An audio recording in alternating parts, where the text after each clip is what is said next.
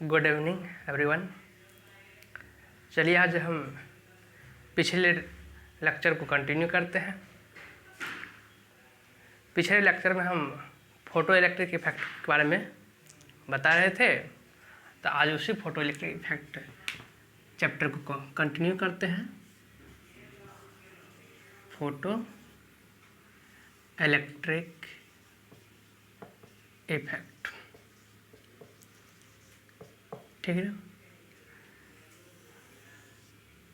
आज समझेंगे कि फोटो इलेक्ट्रिक इफेक्ट क्या है। क्या है फोटो इलेक्ट्रिक इफेक्ट? तो फोटो इलेक्ट्रिक इफेक्ट्स ये इमिशन ऑफ इलेक्ट्रॉन है।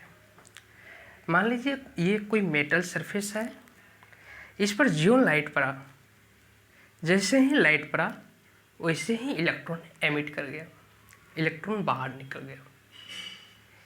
यानी कि emission of electron from metal surface by action of light, उसी फोटो इलेक्ट्रिक इफेक्ट कहेंगे। क्या कहेंगे? Emission of electron from metal surface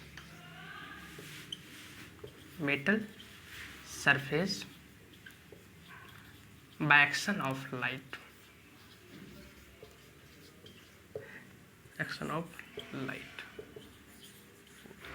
ठीक।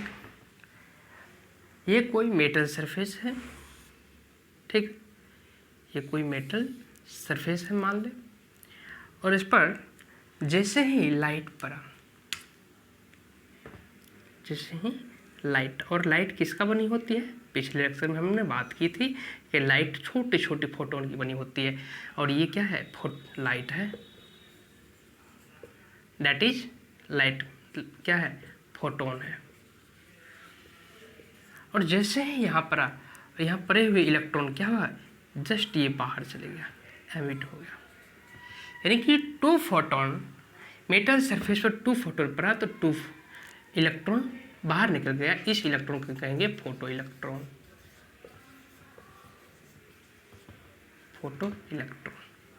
तो वही कहेंगे फोटो इलेक्ट्रिक इफेक्ट क्या है? Emission of electron from metal surface by action of light is called photo electric effect. और इसके लिए टाइम बहुत ही कम सेकंड लगती है, दैट इज नैनो सेकंड के बराबर रहती है टाइम। ये मेटल है, इस पर लाइट पड़ा, जैसे ही लाइट पड़ा वैसे ही इलेक्ट्रॉन क्या है? बाहर चले गया, और इसके लिए टाइम बहुत ही कम, नैनो सेकंड के बराबर लगती है, नैनो सेकंड, ठीक ना। चलिए यहाँ पर ये कि 2 फोटोन 2 इलेक्ट्रॉन को एमिट किया, दैट इज 1 फोटोन 1 इलेक्ट्रॉन को एमिट करेगा, 1 इलेक्ट्रॉन को एमिट करेगा, ठीक है। ऐसा नहीं कि एक फोटोन आया और ढेर सारे इलेक्ट्रॉन को एमिट कर गया, ऐसा नहीं होगा। एक फोटोन एक इलेक्ट्रॉन को ही एमिट करेगा, ठीक। चलिए उसके बाद है वर्क फंक्शन, जिसे हम फाइ से सूचित करते हैं, ठीक है। वर्क फंक्शन फाइ, ये क्या है? Minimum energy. वर्क फंक्शन क्या है? मिनिमम एनर्जी, वो मिनिमम एनर्जी जिससे कि जैसे वो एनर्जी पड़ेगी और इलेक्ट्रॉन एमिट कर जाएगी, उसी इलेक्ट्रॉन एनर्जी को कहेंगे वर्क फंक्शन। मिनिमम एनर्जी रहती है, कहेंगे मिनिमम एनर्जी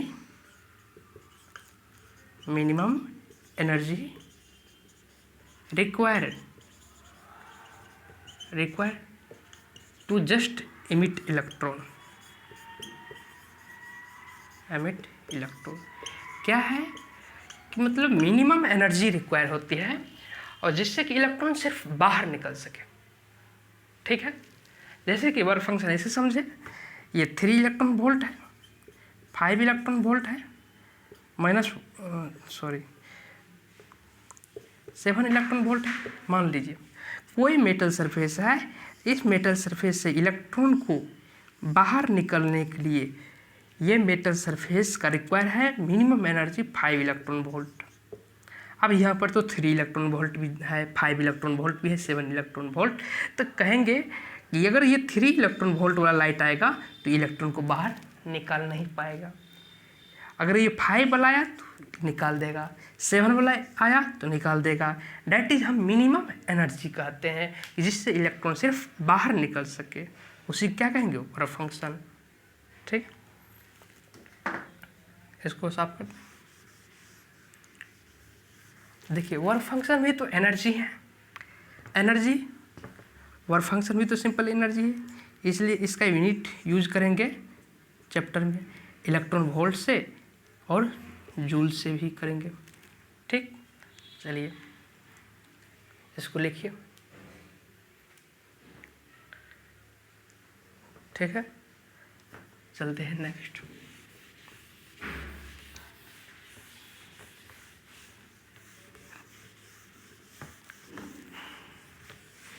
अब क्या है कि वर्क फंक्शन तो हम देख लिए।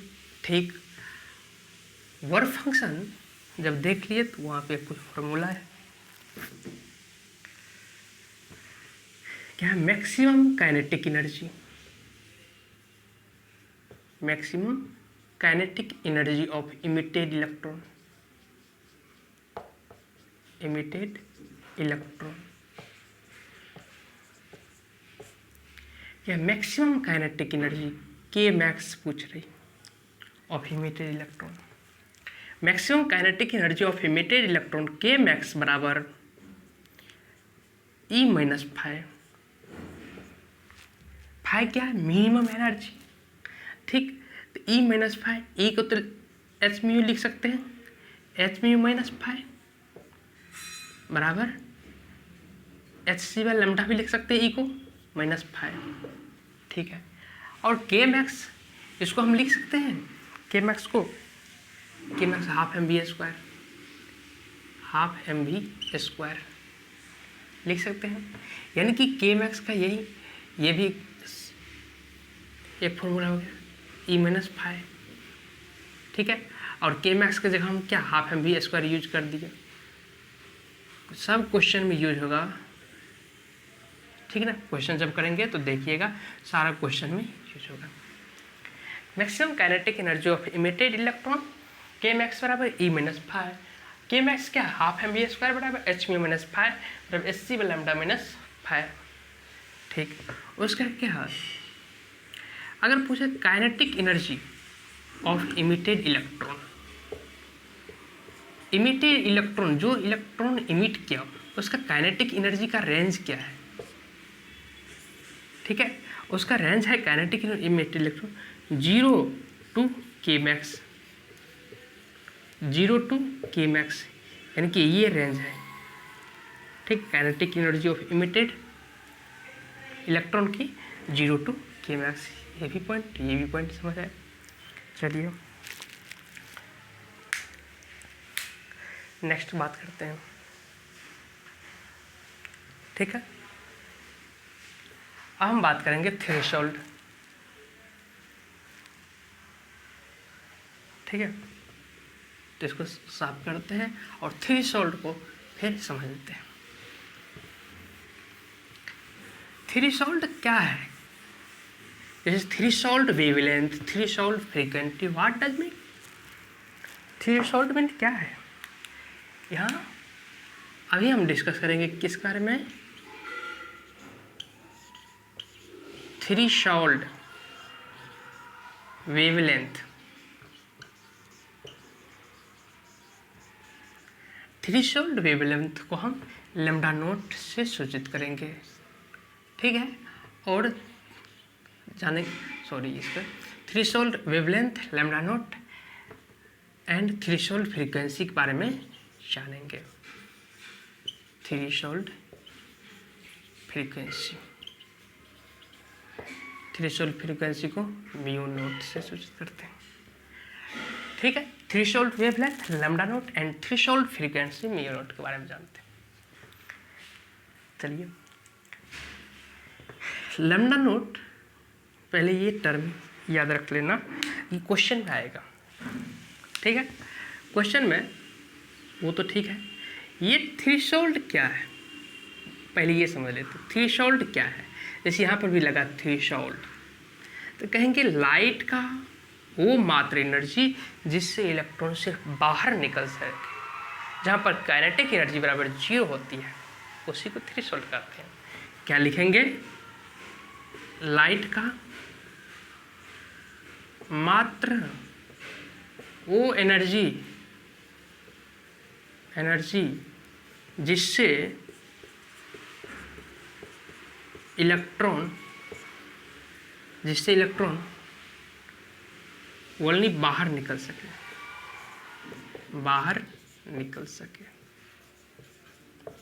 ठीक है।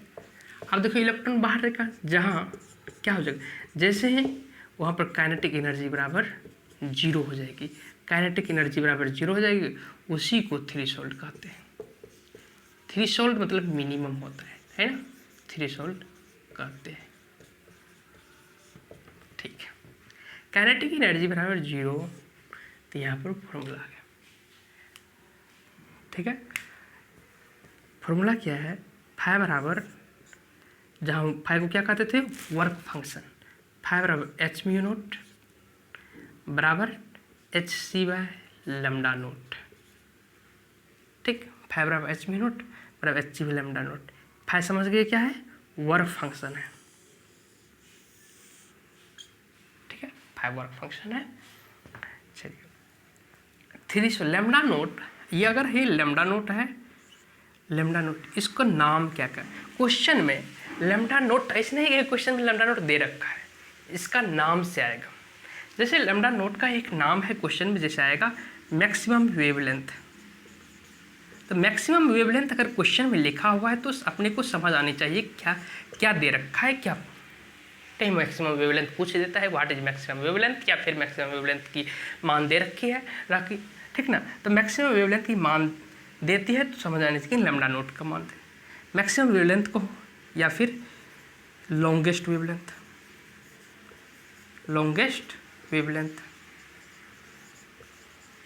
ठीक है, या फिर कट ऑफ वेवलेंथ,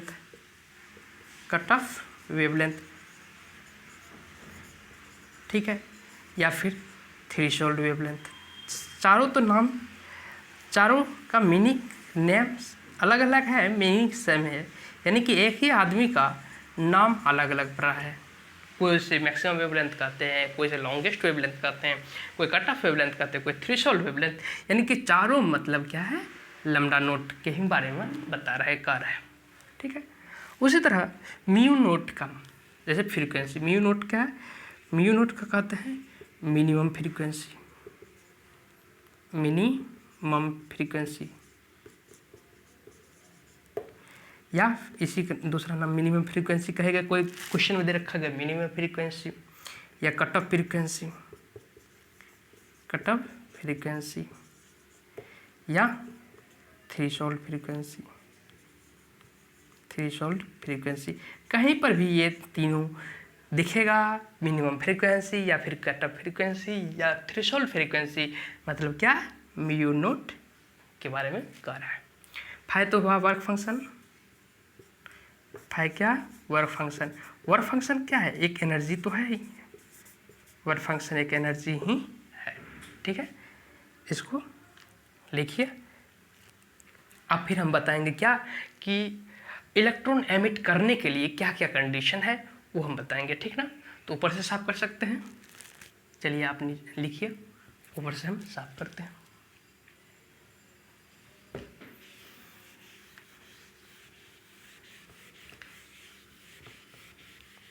ठीक है, जैसे इलेक्ट्रॉन आता, अब हम इलेक्ट्रॉन एमिट करने के लिए जो कंडीशन है वो देखें, क्या अतः इलेक्ट्रॉन एमिट करने के लिए, एमिट करने के लिए, इलेक्ट्रॉन एमिट करने के लिए क्या क्या बात है, ठीक है। हम अब इलेक्ट्रॉन एमिट करवा रहे हैं, उसका कंडीशन क्या, ठीक है। तो इलेक्ट्रॉन एमिट करने के लिए mu frequency mu greater than या इक्वल म्यू नोट होनी चाहिए। म्यू ग्रेटर देन या इक्वल म्यू नोट होनी चाहिए। ठीक है, और इसका समझेंगे मीनिंग, लैम्डा से greater than equal lambda note होनी चाहिए। ठीक है, अब इसका ये मीनिंग क्या है, देखो म्यू अगर इलेक्ट्रॉन एमिट करवा रहे हैं तो mu greater than mu naught होनी चाहिए, लैम्डा ग्रेटर देन या इक्वल से लैम्डा नोट होनी चाहिए। देखो वहाँ एनर्जी का काइनेटिक एनर्जी बराबर क्या होता था, H mu minus five, kinetic energy बराबर H mu minus five, that is H C by lambda minus five कर सकते हैं, लिख तो सकते हैं। ठीक है, साफ करते इसको। चलिए एच म्यू माइनस फाइव उठाते हैं हम काइनेटिक इस पार्ट वाले को, काइनेटिक एनर्जी बराबर एच म्यू माइनस फाइव को H mu minus five H mu note, यानी कि एच ग्रेटर एच कॉमन ले लिए म्यू नोट। अब देखो यहाँ जो कहा कि इलेक्ट्रॉन एमिट करने के लिए अगर ये तो मिनिमम फ्रीक्वेंसी है, यानी कि इतना मात्र होनी चाहिए कि वो इलेक्ट्रॉन एमिट कर जाए। अगर ज़्यादा होगा या बराबर होगा तो क्या होगा, तो इलेक्ट्रॉन जस्ट एमिट कर जाएगा। अगर मान लो ये म्यू नोट बराबर म्यू कर दिए, म्यू बराबर म्यू नोट कर दिए तो ये जीरो हो जाएगा, ये कट के जीरो हो जाएगा, काइनेटिक एनर्जी बराबर जीरो। तो उसी को कहेंगे थ्रेशोल्ड, कि इतना एनर्जी है कि इलेक्ट्रॉन जस्ट बाहर निकाल सका। अगर ये ज़्यादा कर देंगे तो इलेक्ट्रॉन तो बाहर निकलेगा ही निकलेगा, यानी कि ये कंडीशन सही है। ठीक है, अब देखिए वो कंडीशन हम जांच करते हैं। ठीक है, काइनेटिक एनर्जी बराबर h C by lambda minus h C by lambda naught five की जगह। अब देखो एच सी कॉमन कर लिए, one by lambda minus one by lambda naught. अब देखो अगर मान हम क्या कहें, इसका मान ज़्यादा कर दिए, लैम्डा नोट का मान ज़्यादा हो गया तो ये ओवरऑल तो छोटा हो गया ना, लैम्डा नोट का मान हम ज़्यादा कर दिए तो ओवरऑल छोटा हो गया। ठीक है, छोटा हो गया तो ये बड़ा में से छोटा गया, ये यानी कि ये मान पॉजिटिव आएगा, इलेक्ट्रॉन एमिट करेगी, ये भी कंडीशन सही। समझ में आया? चलिए ये समझने के लिए हम बता रहे थे, लिखना नहीं है। ठीक है, चलिए और क्वेश्चन में समझ में आया, क्वेश्चन में एंगस्ट्रॉन दे रखता है, एंगस्ट्रॉन नैनोमीटर ये सब क्या है, कितना मान क्या होता है वैल्यू वो समझ लेते हैं। ये समझ में आया? ठीक है, क्वेश्चन में कहीं अगर दे रही है 1 नैनोमीटर, तो 1 नैनोमीटर इक्वल्स होता है 10 to the power minus 9 metre. 1 angstrom दे रखा है, एंगस्ट्रॉन कहा तो 10 to the power minus 10 metre. ठीक है, ये दोनों यूनिट को ध्यान में रखिएगा, क्वेश्चन बनेगा। चलिए अब हम ग्राफ की ओर, एक क्वेश्चन है, क्वेश्चन डिस्कस कर ले या फिर ग्राफ की ओर बढ़ते। ठीक है, graph between kinetic energy and frequency, तो इसको हम साफ करते हैं। जब भी अगर लिखना है तो वीडियो पॉज करके आप लिखते रहिए, कोई दिक्कत नहीं। ग्राफ है काइनेटिक एनर्जी वर्सेस फ्रीक्वेंसी और 1 बाय लैम्डा।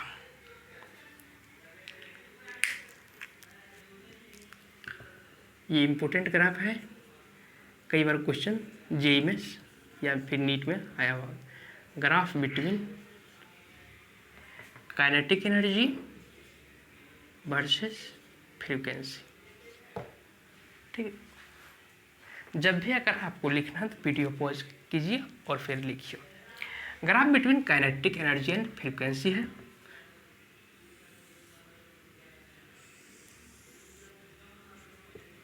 फ्रीक्वेंसी कहिए या फिर 1 बाय लैम्डा कर दीजिए, यहाँ पे 1 बाय लैम्डा। ये काइनेटिक एनर्जी, फ्रीक्वेंसी या इसको 1 बाय लैम्डा भी कर सकते हैं। ठीक है, अभी हम फ्रीक्वेंसी के टर्म में ही बात करेंगे।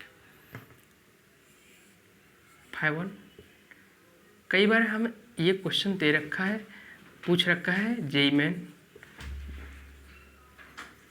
Mu naught 1, mu naught 2, mu naught 3। ठीक ठीक है। अब रिलेशन बताना है कि फाई 1, फाई 2, फाई 3 में कौन ज़्यादा है कौन नहीं, अभी देखते हैं, ठीक है। काइनेटिक एनर्जी बराबर क्या होती है, एच म्यू माइनस फाई, ठीक है। एक हम पढ़ते हैं y बराबर एम एक्स प्लस सी, यहाँ पर m की जगह h आया है ना, यानी कि यहाँ स्लोप क्या है, दिख रहा है, स्लोप यहाँ क्या है, स्लोप है h को क्या कहते हैं, Planck's constant. It is just simply constant है तो फिर सबके लिए बराबर रहेगा, प्लैंक्स कांस्टेंट। तो h प्लैंक्स कांस्टेंट है तो इसलिए सभी के लिए बराबर होगा, सभी के लिए समान रहेगी, समान है ना, समान रहेगी। जब h प्लैंक्स कांस्टेंट सभी के लिए समान रहेगी, ठीक है। यहाँ पर ये क्या है, म्यू नॉट है, थ्रेशोल्ड फ्रीक्वेंसी है तो यानी कि यहाँ पर काइनेटिक एनर्जी क्या हो जाती है, जीरो हो जाती है ना। काइनेटिक एनर्जी क्या होती है, यहाँ पर इस वाले जगह पर काइनेटिक एनर्जी क्या होगी, जीरो हो जाएगी, ठीक है। जब काइनेटिक एनर्जी जीरो हो जाएगा, वहाँ फॉर्मूला पुट कीजिए, काइनेटिक एनर्जी क्या आता है, काइनेटिक एनर्जी बराबर एच म्यू माइनस फाई, यही था ना। तब काइनेटिक एनर्जी बराबर H mu minus phi, that is, यहाँ से लीजिए, यहाँ दिख रहा है ना, यानी कि जीरो बराबर एच म्यू माइनस फाई, यानी कि फाई बराबर एच म्यू, दैट इज यहाँ म्यू के बराबर जगह म्यू नोट है, ठीक है। फाई ये तो constant, directly proportional mu naught, यहाँ से रिलेशन आया ना, phi directly proportional mu naught relation आया, ठीक है। यानी कि फाई डायरेक्टली म्यू नोट, तो इधर जा रहे हैं तो म्यू बढ़ते जा रहे हैं, यानी कि mu 1 naught 1, mu naught 2, mu naught 3, ठीक है ना। यहाँ पर इस तरह से phi 3 greater than phi 2 greater than phi 1, ये रिलेशन आपका आ गया। ये कहाँ से आया कि phi directly proportional mu naught, ठीक है, phi directly proportional mu naught, तब phi 3 greater than phi 2 greater phi 1, ठीक। इसको लिखिए, इसको अच्छे से समझे ना, ये तो 1/, लैम्डा किए थे ना, अच्छे से समझिए। और बहुत ही इंपॉर्टेंट ग्राफ है, जेई नीट के लिए बहुत ही शानदार इंपॉर्टेंट ग्राफ है। चलिए इसको छापिए, एक नीचे में एक हम ग्राफ कर देते हैं, ठीक है ना। ये अलग है कि ग्राफ बिटवीन क्या होगा, काइनेटिक एनर्जी वर्सेस लैम्डा। ये तो कई बार भी, ये भी एक बार जेई पूछा है, क्वेश्चन दिखाएंगे लाइव, ठीक ना। Graph between kinetic energy versus lambda, ये रही काइनेटिक एनर्जी और ये रही लैम्डा। देखो ई बराबर काइनेटिक एनर्जी क्या होती है, h c by lambda minus phi, h c by lambda minus phi, यानी कि अगर ये तो देखा जाए तो एनर्जी बढ़ेगी तो लैम्डा का मान घटना चाहिए, यानी कि ये मान जैसे जैसे घटेगी तो एनर्जी बढ़ेगी, ठीक है। तो इस तरह से इसका ग्राफ कैसा होगा, रेक्टेंगुलर हाइपरबोला, जैसे रेक्टेंगुलर, उसी तरह रेक्टेंगुलर हाइपरबोला जैसे होगा, तो ग्राफ इस तरह से का होगा,